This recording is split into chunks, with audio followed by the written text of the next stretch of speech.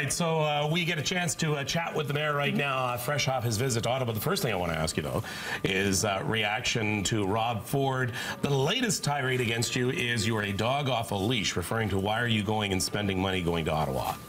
Well, look, I just think those kinds of comments are, sad, and it's not the kind of discourse people are looking for in politics today. But to answer the question, I went to Ottawa because I think that's where you have to go to sort of fight for the people of Toronto to get the money that we need to build transit and to fix traffic and to get some affordable housing, to fix the water mains so they don't break as easily, because that's part of the reason why they break is because they're old. So I'm up there just trying to sort of win friends for Toronto to make sure we can get the money we need to make investments in the city. And I think it's a very good use of my time. And how did it go? You met with several federal leaders. I met with the leader of the NDP, Tom Mulcair, the leader of the Liberals, Justin Trudeau. I'd previously met the Prime Minister. I met a number of federal ministers and a whole bunch of MPs from Toronto from all parties. And, I think it went fine in the sense that I think they really understand we have a traffic crisis and a transit deficit in the city and that we need to do something about it. Now, did anybody sort of volunteer at that moment to reach into their pocket and pull out a check? No.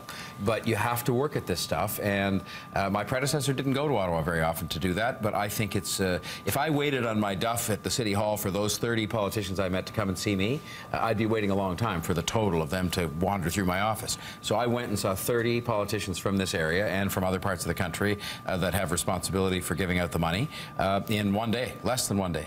So I think it was a good use of time, and I think it will bear results in due course. Who's our friend in Ottawa? We're going into a federal election. We, of course, are going to be watching this very, very closely. Who's our friend?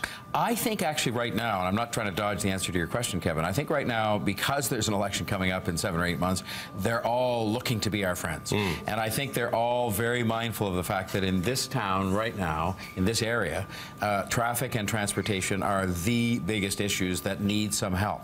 And so I think that my wish is that they would all put into their election platforms so that they're all kind of, no matter who you vote for, you get something to help with transit and traffic in this city. And I think they recognize that. So we'll see. The platforms will be out soon enough and people will have their choice to make in the election. I'm not discouraged that any of them are people that just said, we don't really want to hear from you, we don't care about traffic in Toronto, we don't even know. Tom Mulcair said to me, for example, when I come to Toronto, I have sat many a time in your traffic. So he knows, and I'm sure they all do, because you can't come here and not experience what's going on. So if you take off that Montreal Canadian jersey, we might let him through a little bit easier. That was a briefly discouraging moment when he had that Habs jersey on, but... Okay, so later on today, you are set to make an announcement regarding poverty in the city. Can you give us just sort of an idea of what that centers around? Well, I asked Deputy Mayor Pam McConnell, who's a veteran councillor and who's cared very much about these issues, together with people like Joe Mihevc. I asked her to help me to formulate a poverty reduction strategy. But in the meantime, because it takes time to do that, I said I wanted to put some money into this year's budget to help. And so we're going to be outlining how she has chosen to recommend to the Budget Committee that we expend that money. She's gone around and asked a lot of people. And just to give you a hint, it won't surprise people. I mean, I'm a great believer, as is she, in the student nutrition programs that help kids that are in areas where they don't get a proper breakfast to get a proper start to the day so they can learn.